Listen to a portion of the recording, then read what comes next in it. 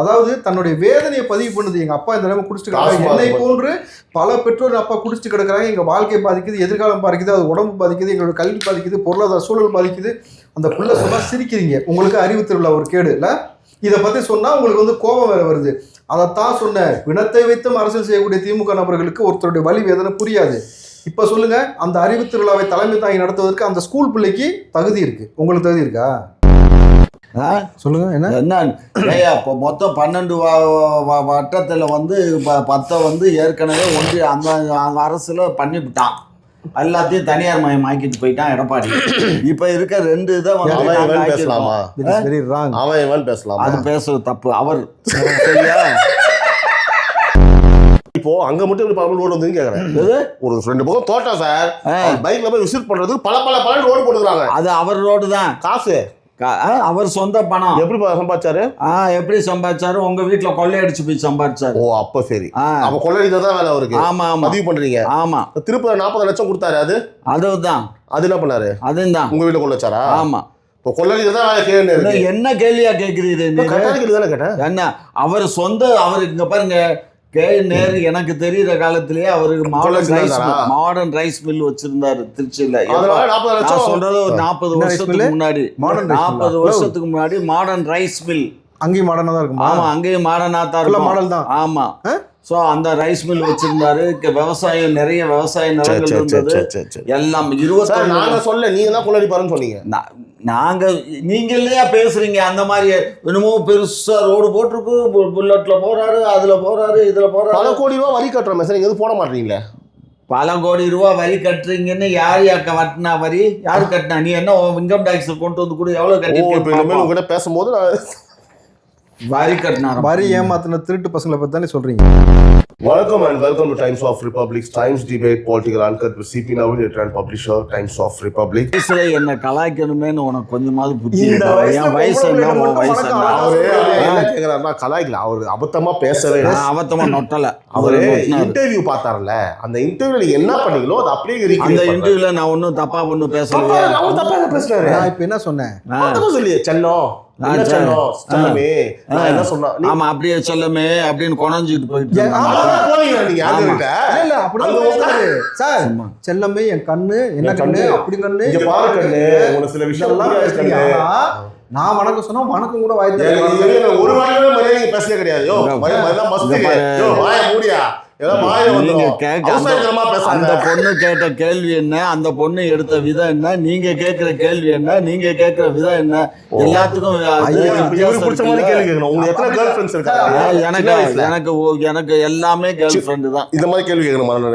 ஒரு political channel, ஆமா, political சேனல்ல பொலிட்டிக்கலா பேசணும். அதை விட்டு எடுவிட்டா கேட்டேன். இப்போ அறிவு திருவிழா பொலிட்டிக்கல் கிடையாதா? அறிவு திருவிழாவை பத்தி பேசுறதுக்கு அறிவு பேசணும், அறிவு இல்லாதவங்க பேசக்கூடாது. நான் ஒரு சிம்பிளா அதுக்கு ஒரு பதில் சொல்லிடுறேன் சார். சரி, விஜய் அவர்கள் இவரை விமர்சிக்க கூடாதுன்னு சொல்றாங்க, உதயநிதியை, ஓகேங்களா? ஒரு ஸ்கூல் மாணவி ஸ்டேஜ்ல நின்று சொல்லுது, உதயநிதி பின்னாடி உட்காந்துருக்காரு, சொல்லுது, இது என்ன போல வந்து அரசாங்க பள்ளியில் படிக்கக்கூடிய பிள்ளைகளுடைய தகப்பன்மார்கள் எந்த நேரமும் ஒயின் ஷாப்லேயே ராஸ்மார்ட்லேயே குடிச்சிட்டே கிடக்குறாங்க அப்படின்னு சொல்லிட்டு உதயநிதி சிரிக்கிறார் சார். முத்துக்கருப்பு சிரிக்கிறாப்புல. கொஞ்சம் கூட உங்களுக்கு வெக்கம் இல்லை, கூச்சம் இல்லை. அந்த பிள்ளை தன் வழியை பதிவு பண்ணுது சார். தன் எதிர்காலம் பாதிக்கப்பட்டிருக்கு. யார் சிரிச்சது? உதயநிதி தான்.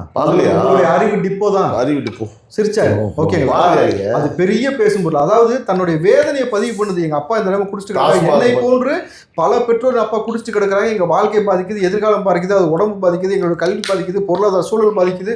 அந்த பிள்ளை சொன்னா சிரிக்கிறீங்க, உங்களுக்கு அறிவு திருவிழா ஒரு கேடு இல்ல. இதை பத்தி சொன்னா உங்களுக்கு வந்து கோபம் வேற வருது. அதைத்தான் சொன்ன, பிணத்தை வைத்தும் அரசியல் செய்யக்கூடிய திமுக நபர்களுக்கு ஒருத்தருடைய வலி வேதனை புரியாது. இப்ப சொல்லுங்க, அந்த அறிவு திருவிழாவை தலைமை தாங்கி நடத்துவதற்கு அந்த ஸ்கூல் பிள்ளைக்கு தகுதி இருக்கு, உங்களுக்கு தகுதி இருக்கா? நீ கேட்ட ஒவ்வொரு கேள்வி என்ன செருப்பால் அடிச்ச மாதிரி இருக்குடா. முடியல, இல்ல கஷ்டமா தான் இருக்கும். இந்த சாராய கடையை திறந்தது யாரு? சாராய கடையை அரசுடைமை ஆக்குனது யாரு? நாங்க என்னமோ நாங்க தான் பண்ண மாதிரி பேசிட்டு உட்காந்துட்டு இருக்கீங்க. என்ன ரெக்கார்ட் பண்றீங்க, தவறான தகவல்களை பதிவு பண்றீங்க. என்ன சாப்பிட்டீங்க? சும்மா சாப்பிடுங்க பாருங்க. அவரு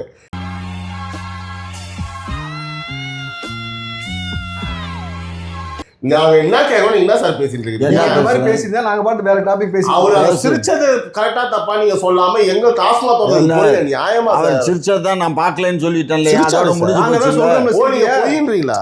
இங்க பாரு, பார்க்கணுமா படம் அந்த கட்டவா? கேள்வி அந்த பொண்ணு கேட்டிருந்தான்னா சிரிச்சிருந்தாருன்னா அதுக்காக சிரிச்சிருந்தா தவறு தான். அதுல ஒன்றும் நான் ஒன்றும் இது பண்ண இப்போ அறிவு இல்ல சார், அது ஒரு நாள் சார். இப்போ அறிவு இருக்கிறவன் தான் அறிவு திருவிழா பண்ணணும்னு சொல்லிட்டு நம்மளுடைய ரேஸ் நாயகன், இந்தியாவின் நடிப்பு அரக்கன், ஓகேவா, நடிகர், உச்சபட்ச நடிகர், உலகில் வந்து பார்த்தீங்கன்னா ஒரு மிகச்சிறந்த அரசியல்வாதியாக வளர்ந்து கொண்டு இருக்கும் மாண்புமிகு துணை முதல்வர் உதயநிதி ஸ்டாலின் அவர்கள் சொன்னார் இல்லையா?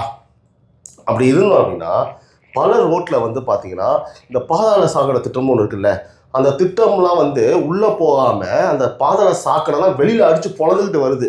இப்போ உங்கள் அறிவில் அந்த மாதிரி தான் பொழந்துக்கிட்டு வருதா வெளியில்? சார் அப்புறம் சாக்கடை இருக்கு எப்படி உங்களுக்கு தெரியும்?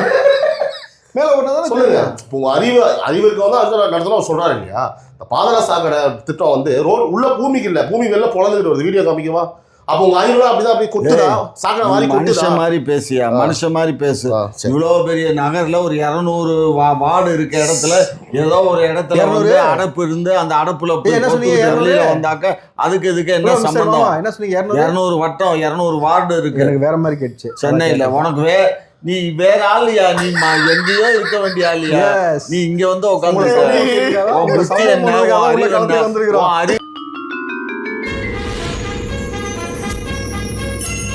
உங்க தலைவருடைய அறிவுக்கு நீங்க எல்லாம் இங்க இருக்க வேண்டிய ஜென்மமே இல்ல.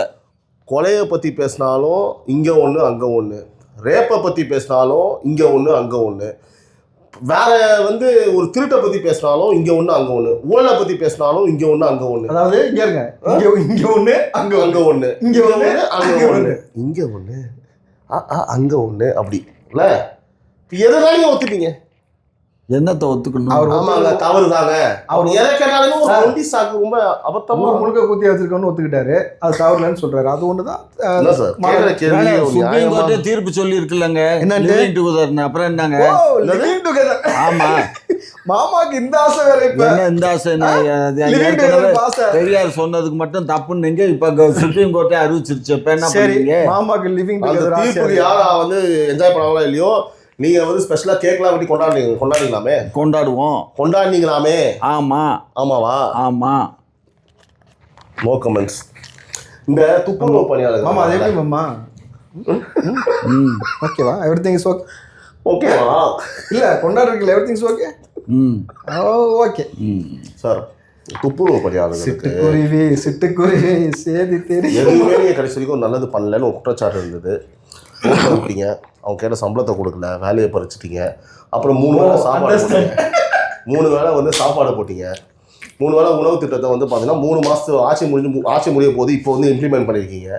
அதில் அந்த துப்புரவு பணியாளர் சில பேர் வந்து பார்த்தீங்கன்னா எதுக்குங்க இப்போ பண்ணுறீங்க, இதுதான் உள்நோக்கம் இருக்குன்னு எனக்கு தெரியும்னு சொல்லிட்டு அவங்களே பேட்டிலாம் கொடுத்துருந்தாங்க. அந்த பேட்டியும் நாங்கள் பார்த்தோம். அப்படி இருக்கும்போது வந்து பார்த்தீங்கன்னா ரீசெண்டாக வந்து முதல்வர் அவர்கள் வந்து நிகழ்ச்சியில் போய் கலந்துக்கிட்டார். ஆக்சுவலி அந்த துப்புரவுலாம் உட்காந்து சாப்பிட்டு இருக்காங்க, போய் கலந்துக்கிட்டாரு. அப்போது நிறைய சமூக ஊடகங்கள் நம்ம செய்தியை பார்த்தோம். முதல்வர் செய்த செயல், அதாவது திடீர்னு ஒரு அதிர்ச்சிகரமான செயல். துப்புரவு பணியாளர் சாப்பிட்டு இருக்கும்போது அங்கே போயிட்டு அவரோட சாப்பாடை எடுத்து சாப்பிட்டாரு. இல்லை எடுத்து சாப்பிட்டாரு. ஸோ இந்த நிகழ்வுலாம் பற்றி நீங்கள் என்ன நினைக்கிறீங்க? இப்போ ப்ரோக்ராம் எப்போ நடந்தது, என்ன நடந்தது, என்ன நடந்ததுன்னு சொல்லிட்டு சொல்லக்கூடாது. கேட்ட கேள்வி மட்டும் பதில் சொல்லணும். இதுல மனித நேயம் தெரியுது, முதலமைச்சருடைய ஒரு மனித நேயம் தெரியுது. ஆனா அவங்க தான் ஏற்கனவே சொல்லியிருக்காங்களே எங்க சோத்துல கை வைக்காதீங்கன்னு சொல்லிட்டு மீண்டும் ஏன் போது அவங்க சோத்துல போய் கை வைக்கிறாரு? அவங்க சோத்துல கை வைக்கல, அதான் வச்சிட்டாரு. என்னத்தை வச்சாரு? வச்சுதான் ரோட்ல வைக்க விட்டீங்க. திரும்ப அவங்க சாப்பிட ஒரு டப்பா சோர்லையும் திரும்ப போய் கை வைக்கிறீங்க அப்படின்னா அவங்க வயது நிறைய வேணாமா அப்படின்னு கமெண்ட்ஸ் வருது. இங்க பாரு, அதனுடைய இது தெரியாம நீச்சி தெரியாம நீங்க நல்ல திட்டம் தான், நல்ல திட்டம் தான், நல்ல திட்டம் வரவேற்கிறோம். என்ன சொல்லுங்க சொல்லுங்க. என்ன இப்போ மொத்தம் 12 வட்டத்துல வந்து 10 வந்து ஏற்கனவே ஒன்றிய அந்த அரசுல பண்ணிவிட்டான். எல்லாத்தையும் தனியார் மயம் ஆக்கிட்டு போயிட்டான் எடப்பாடி. இப்ப இருக்க 2 இதை பேசலாமா? அவன் பேசலாம், அது பேசுறது தப்பு. அவர் சரியா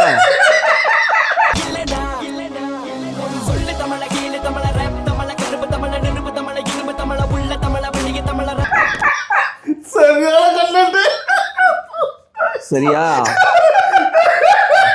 அதனால அவர் பண்ணிட்டாரு. இப்ப நாங்க ரெண்டை பண்ணது ஒன்று புட்டுக்கு சாப்பிட்டோம். அவரு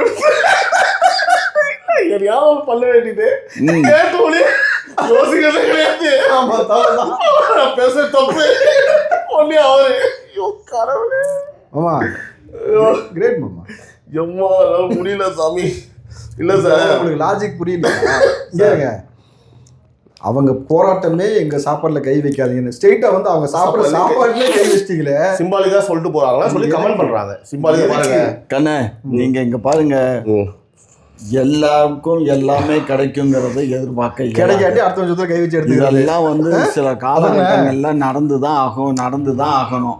இப்போ 10 பேர் நல்லா இருக்கணும்னா ஒரு ஆளை வந்து அடிச்சு சாப்பிடுறது தப்பு இல்லைன்னு ஏற்கனவே சொன்னதுதான். ஒரு நிமிஷம் இருங்க. அதனால ஒன்றும் தப்பு இல்லை. அபவுட் டன் யார் சொன்னா 10 பேர் நல்லா இருக்குன்னா ஒரு ஆள் அடிச்சு சாப்பிடணும்னா? பில்லா படத்துல அஜித் டைலாக். அதான் சரித்திரத்தை ஒரு நிமிஷம் பாருங்க. அது நம்ம கற்றுக் கொடுத்தது ஒன்று தான். நாம் வாழணும்னா யாரை வேணாலும் எத்தனை பேரை வேணாலும் கொல்லலாம். கேன் பில்லாவா? பில்லா பில்லா பில்லா என்ன பில்லா? திரைப்படம். நீங்க பில்லாவா? நான் பில்லா இல்ல. படத்துல வர்ற டைலாக். ஸ்டாலின் பில்லாவா? ஒருத்தன் நல்லா இருக்கணும், ஒருத்தன் ஊரே நல்லா இருக்கணும்னா ஒருத்தனை அடிச்சு தப்பு இல்ல. சரி முடிஞ்சா பண்ணி பாருங்கய்யா. நான் சொல்றேன்ல, உங்களால என்ன முடியுமோ புடுங்கி பாருங்க. சரி நான் இங்க ஒன்று சொல்றேன். சொல்லுங்க. வேணா நீங்க உங்க முதல் வெட்டு தான் நீங்க பெரிய நெருக்கமா இருக்காள், கலைஞர்ட்டு இருந்து நெருக்கமா இருந்தால் தானே. விஜய் குளத்தூருக்கு வர அன்னைக்கு அதே டேட் அன்னைக்கு உங்களோட தலைவர் ஸ்டாலின் வர சொல்லுங்க. முடிஞ்சா அங்க வந்து நிக்க சொல்லுங்க. அங்க யாருக்கு கூட்டம் வருதுன்னு பார்ப்போமா? யாரை பார்க்க மக்கள் வராங்க, யாரை நேசிக்கிறாங்க பார்ப்போம். உங்க எம்எல்ஏ எம்பி நீங்க சொன்னீங்க முடிஞ்சா அப்ப செய்ய சொல்லுங்க பாப்பா. 10 பேர் கூட உங்க கூட்டத்து பக்கம் திரும்ப மாட்டாங்க. காசு கொடுத்து வெளியில அவனு விஜய் பக்கம் தான் போய் நிப்பான். 100 திரைப்படத்துல நடிச்சு பெரிய ஹீரோ வேஷம் போட்டு பெரிய காதலன் காதலி எல்லாம் ஆடி பாடி ஒரு பெரிய ஒரு கட்டமைப்பை உண்டு பண்ணிட்டு வர்றாரு. அவர் என்ன ஒரு படத்துல ஒரு சீன் வந்துட்டு போனாங்க. சரி கூட உதயநிதி சேர்த்து வர சொல்லுங்க. அவர் அதெல்லாம் ஒரு மஸ்ட் வேண்டாம். இங்க பாரு, உங்களுக்கு ரசிகர் கூட்டம் இருக்கு, நாங்க ஒத்துக்கிறோம், இல்லைன்னு சொல்லல. ரசிகர் கூட்டம் அப்படி சொல்லக்கூடாது, தவறு இல்ல. அது அப்புறம் என்ன படத்துல நடிக்கிற வரைக்கும் ரசிகர் கூட்டம். இப்ப அவர் நடிக்கிறத விட்டுட்டு வரல. இன்னும் அவருடைய திரைப்படம் ஒண்ணு போயிட்டு இருக்கு. இப்ப நடிச்சிட்டு இருக்காரு. எங்க போயிட்டு இருக்கு? ஷூட்டிங் போயிட்டு இருக்கு. என்ன பாருங்களேன், என்னத்த பாக்க, நீ என்ன பருவம் இங்கயா பாக்க? என்ன பாரு என்ன பாரு, இந்த பொம்பளை தான் வேணும்ப்பா. வேணாம், ரொம்ப நேரம் கால் மேல கால் போட்டு போது சந்தேகம் ஒரே ரொமான்டிக் மூடுதான். என்ன அவுத்துருவா சார்? இல்ல சார், அதுலயும் பாத்தீங்கன்னா சார், அந்த பக்கம் ஒரு பில்லோ, இந்த பக்கம் ஒரு பில்லோ இறுக்கமா இருக்கு. இப்பதான் பாக்குறேன், சொன்னதுக்கு அப்புறம் தான். ஏன் ஒரு மாதிரியாவே இருக்கீங்க? அப்படிதான். ஏன்னா உங்களை மாதிரி ஆள்கிட்ட பேசணும்னா ஒரு பாதுகாப்பு அரண் இது, அவ்வளவுதான். சரி சார், அடியில வச்சுக்கிறது அரண்.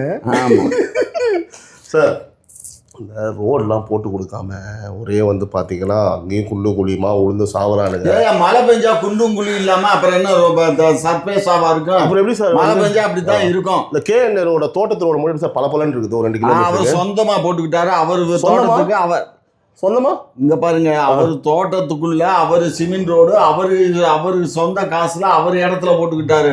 அது கவர்மெண்ட் இடத்துல போடல. செய்ய முடியும், ஆனா செய்ய மாட்டீங்க சார். இப்போ அங்க மட்டும் எப்படி பல ரோடு வந்து கேக்குறேன்.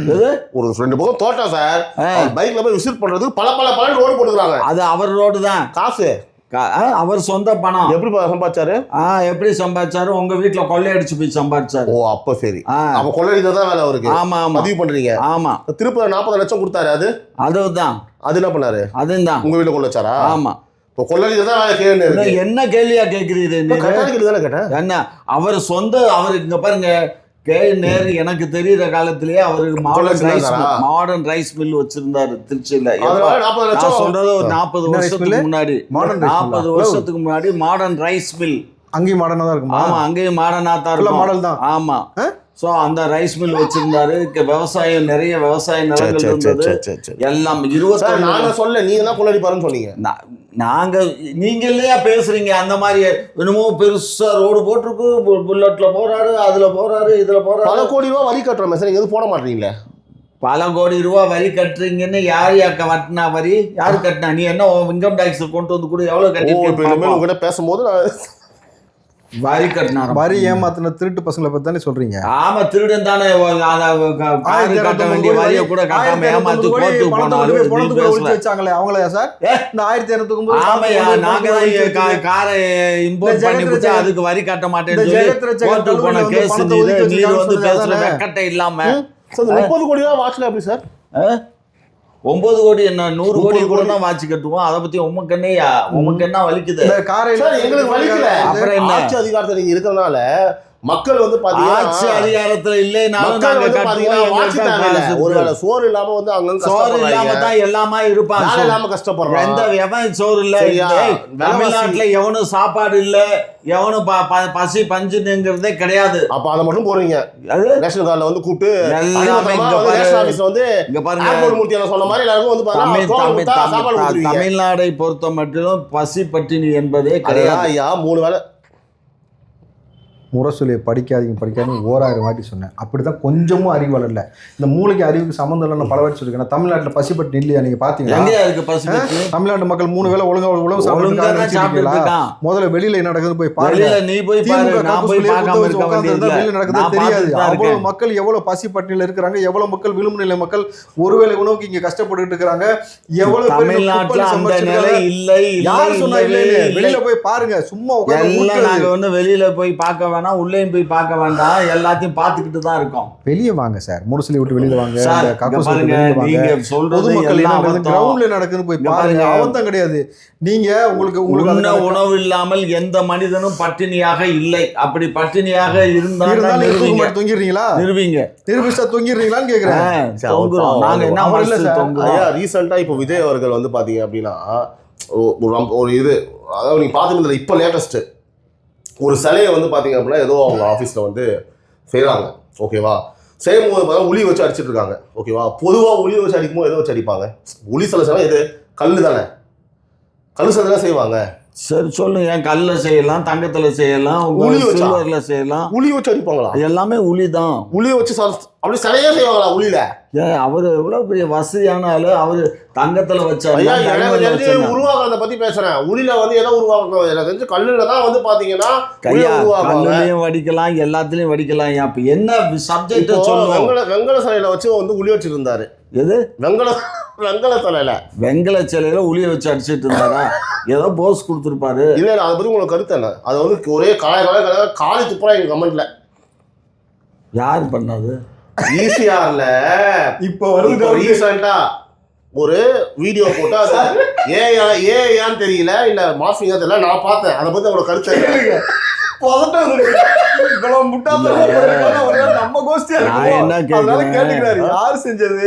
எவனுமே வந்து இப்ப வர இப்ப கொஞ்ச நேரத்துக்கு முன்னாடி நான் பார்த்தேன், ஏஐ தொழில்நுட்பத்துல ராகுல் காந்தியும் அந்த அம்மா நம்ம கனிமொழியும் டான்ஸ் ஆடுற மாதிரி.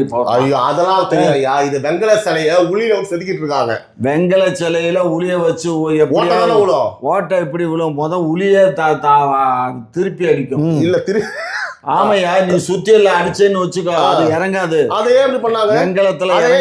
ஏன் அந்த மாதிரி? ஏன் இந்த மாதிரி யாரை கேட்குற? தற்கூரி கூட சொன்னது கரெக்டா? போ எந்த நாயாவது ஏதாவது எடுத்து போட்டான்னாக்க விஜயாவில பத்தி பேசுறேன். நீங்க என்ன சப்போர்ட் பண்றீங்களா? இப்போ விஜயா இருந்தா தானே விஜய் போய் அடிச்சாரு அவரு பாவம். இன்னைக்கு காலைல வந்த போட்டோ அது. தம்பி இங்க பாருங்க, நீங்க ஒரு விஷயம் புரிஞ்சுக்கோங்க. விஜய் வந்து அவர் எதிர்கட்சியா இருந்தாலும் எதிரி கட்சியா இருந்தாலும் சொல்ல வேண்டிய விளம்பரத்தை விஷயத்தை தான் நம்ம சொல்ல முடியும்.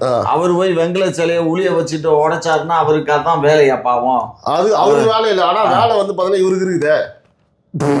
யாருக்கு இருக்கு? உங்க தலைவர் வெங்கலத்துல வச்சு அடிச்சிருக்க. என்ன செஞ்சிட்டு இருக்காரு? எதுக்கு கேமரா தெரியும் அமிச்சிடுறேன். நீங்க வெங்கல சிலையில வச்சு கொண்டாங்க. எந்திரிச்சு வந்து உங்களுக்கு பதில் சொல்லு. நீங்க கொஞ்சம் உஷாராயிட்டீங்க. இதை தெரியாம நிறைய பேசிவிட்டோமே. இங்க பாருங்க, அவர் ஒன்றும் அதாவது வந்து அவர் அந்த இதை வந்து பாக்குறாரு, அதாவது அவர் வடிக்கிற மாதிரி எடுக்கிறாங்க. அது என்ன பெரிய விஷயம்? அது ஏஐ தொழில்நுட்பம்லாம் இல்ல, இது தெரியும் உண்மையான தான், ஒரிஜினல். ஐயா சுத்திய வச்சு அடிக்கிறாரு. சுத்திய வச்சு அடிக்கல, நீங்க பாருங்க, அதை அடிக்கிற மாதிரி போஸ் கொடுக்குறாரு. எப்படி வெங்கலத்தை அடிப்பாங்க? அதான் போஸ் கொடுக்குறாருன்னு சொல்றேன். போஸ் கூட எப்படி சார் வெங்கலத்தை போஸ் கொடுப்பாங்க? ஏன் வெங்கலத்துல சில பிசுறு இருந்தாக்கா வெட்டி எடுக்க மாட்டாங்களா? வேற அது கையில ஏதோ கொஞ்சம் பிசுறு இருந்திருக்கா, அந்த பிசுறு வெட்டி எடுப்பாரு. என்னது டைட்டில்? வெங்கல சிலைக்கெல்லாம் ஒளியடிச்ச காலமிடாது வச்சு செய்யறாங்க. எப்படி? வெங்கல சிலைக்கெல்லாம் ஒளியடிச்ச காலமிடாது அப்படின்னு போட்டாங்க டைட்டில். ஆனா நீங்க பெரிய விஞ்ஞானியா இருக்க. அதுக்குள்ள உஷாரா தெரியுது நம்ம கவுண்டர் கொடுக்கலாமா வேணாமான்னு யோசிச்சு பதில். கரெக்டா? சரி, ஏன் ஒரே பொய்யாவே பேசிட்டு இருக்காங்க தமிழக அரசுல அநியாயத்துக்கு? என்ன காரணம்? அதாவது கீழ்மட்டத்தில் அவங்க பேசினா பரவாயில்ல, முதல்வர் கூட பொய் பேசுறாருங்க. ஐயா, நீங்க வந்து உங்களுக்கு நாங்க பேசுறது பொய்யா தெரியுது. ஏன்னா நீங்க எல்லாம் எது கோயம்புத்தூர்ல வந்து மெட்ரோ ரயில் சொன்னாரு இல்லையா? அது வந்து கரெக்டா சொல்லுங்க. கோயம்புத்தூர்ல மெட்ரோ ரயில் சொன்னார்ல, என்ன சொன்னாரு? பார்க்கலையா? அதை சொல்லுங்க, என்னன்னு சொல்லுங்க. அதாவது பிஜேபி அரசு வந்து பார்த்தீங்க அப்படின்னா நார்த்தில் இருக்கவங்கள ஒரு மாதிரியும் தமிழகத்தை ஒரு மாதிரியும் பார்க்குறாங்க, வன்மத்தை கக்குறாங்க. இந்த பக்கம் வந்து பார்த்தீங்கன்னா கோயம்புத்தூர் மெட்ரோ ரயில் வந்து இல்லைன்னு சொல்லிட்டாங்க. No metro to Coimbatore. இங்கே பாரியா, சும்மா அதெல்லாம் கொஞ்சம் விவரமாக கேளுங்க. சொல்லுங்க. கோயம்புத்தூர் மதுரை 2 ஊருக்கு வந்து மெட்ரோ ட்ரெயின் போடுறதுக்காக சாங்ஷனுக்கு நாங்கள் அதெல்லாம் எடுத்து ஒரு ப்ராஜெக்ட் ரிப்போர்ட்டை சப்மிட் பண்ணோம். அந்த சென்ட்ரல் கவர்மெண்ட்டுக்கு தமிழ்நாடு அரசு ப்ராஜெக்ட் ரிப்போர்ட்டை கொடுத்துச்சு. கரெக்டாக கொடுத்தீங்களா? அதை சொல்கிறத கேளுங்க. ப்ராஜெக்ட் ரிப்போர்ட்டு கொடுத்தோம். ப்ராஜெக்ட் ரிப்போர்ட்டில் ஏதாவது இப்போ ஏற்கனவே உள்ள ஜனத்தொகை வந்து 20 லட்சத்துக்கு குறையாமல் இருக்கணும்னு சொல்லி அவன் சொல்கிறான். அப்போ 20 லட்சம் கணக்குங்கிறது இப்போ 2011 எடுத்த கணக்குப்படி தான் அவங்க பார்க்குறாங்க டெல்லிக்காரன். ஆனால் நான் என்ன சொல்கிறேன், 2024 நாடாளுமன்ற தேர்தல் நடந்துச்சுல்ல, அப்போ இருக்க ஓட்டர் லிஸ்ட் இருக்குல்ல, அந்த ஓட்டர் லிஸ்ட் படி பாரு, 24 லட்சம் எவ்வளவு ஜனத்தொகை உருவாக்கி வச்சிருக்கோம்னு பாரு. எவ்வளவு சொன்னாங்களா? இல்ல இதுதான் ப்ராப்ளம்னு சொன்னாங்களா? இல்ல இதுதான் ப்ராப்ளம், இதெல்லாம் சரி பண்ணி கொடுங்கன்னு சொல்லியிருக்காங்க. அவ்வளவுதான் சொன்னாங்க. அவ்வளவு இந்த மாதிரி ஒரு போஸ்ட் போட்டார் ட்வீட்ல. அப்படிதான் சொல்லுவோம். நாங்க என்ன அரசியல் பண்ணணும்னு பாக்குறோமா, நாங்க என்ன அவசரத்தனம் பண்ணணும்னு பாக்குறோமா? ரெண்டுமே தான்.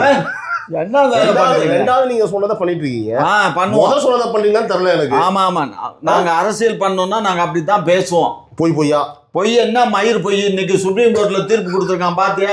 எவ்வளோ காலக்கெடு ஆனாலும் கவர்னரும் சரி ஜனாதிபதியும் கொஸ்டின் பண்ண இயலாதான். அவங்க வாட்டுக்கு வச்சுட்டு தூங்குவாங்களாம். அப்புறம் என்னத்துக்கு இங்க நாட்டுல அரசியல் நடக்கும்? இங்க எதுக்கு அரசியல் பண்ண முடியும்? இதெல்லாம் இந்த அரசு கோவை மெட்ரோ கவர்னர் உங்களால வந்து எதிர்கொள்ள முடியாதா? என்னையா ஒரு கவர்னர் எதிர்கொள்ள முடியாதா? ஒரு முதல்வரால ஒண்ணுமே பண்ண முடியாதான். இன்னைக்கு அவன் சுப்ரீம் கோர்ட் 5 ஜட்ஜு தீர்ப்பு கொடுத்துருக்கான். ஜெயலலிதா வந்து கவர்னர்லாம் அலற விட்டுருக்காங்க. அதை அடிச்சு அடிக்கிறதுங்கிறது வேற, இது வேற. நெருக்கடி ஏற்படுத்துவது, மக்களுக்கு நல்லது செய்யாம நீங்க இருக்க முடியாது. அதுதான் டிபிக்கல் அரசியல். நீங்க வடை சுடுறதுல வல்லவர்கள், புரியுதா? உட்காந்து உருட்டி வடை சுடுறது, ஒரு ஆள் தயிர் விட ஒரு ஆள் சாம்பார் விட யார் விட பெட்டர்ன்ட்டு உருட்டுறது என்கிட்ட உட்காந்துட்டு. ஐயா நான் சொல்லட்டுமா? இப்போ ஆமாயா நான் அப்படிதான் அரசியல் பண்ணுவோம், பொய்யா பேசுவோம். ஆமாயா அப்படிதான் பொய்யாவும் ஒரு மசரும் பேசல. அவங்க திருப்பி நிராகரிக்காம வந்து பாத்தீங்கன்னா விளக்கம் கேட்டது இருக்கையா. ஒரு விஷயம் புரிஞ்சுக்கோ, இந்த விளக்கம் கேட்கிறானே என்ன செய்யணும்? இந்த மாதிரி தமிழ்நாடு அரசு வந்து இங்க வாங்க, இதுல வந்து சில திருத்தங்கள்லாம் இருக்கு,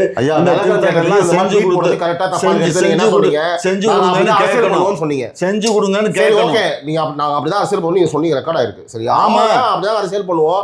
நிராகரிக்க ஒத்துக்கிட்டீங்க, அது போதும் எனக்கு. அதே மாதிரி திரும்ப ஒரு உருட்டு சார். நீங்கள் சொல்லுங்கள் சார், தமிழக விவசாயிகள் நலன் கருதி வந்து நெல் கொள்முதலை வந்து 17% 22% உயர்த்த வேணும்னு சொல்லி ஒரு கோரிக்கை வந்து பிரதமர் கொடுத்துருக்காரு. இதுவும் ஒரு உருட்டு தானே? என்ன உருட்டு? கட்ட சொல்லி அது ஒரு அமௌண்ட்டை ஒதுக்கிருக்கோம், ஒரு கணக்கை காமிச்சு. நீ என்ன லூசா? நாங்க கேட்கறது 17 ஈரப்பசங்கிறது சொதன்னு இருக்கல்ல, அது வந்து ஓரளவுக்கு வந்து காஞ்சி இருக்கணும். நீங்க 2வது போறீங்க சார். நான் முன்ன என்ன சொல்றேன்னா, வருஷம் ஃபுல்லா நீங்க தான் குப்பை ஓடிட்டு இருக்கீங்க. இங்க பாருங்க, அதைத்தான் நாங்க வர போதுன்னு தெரியும்ல.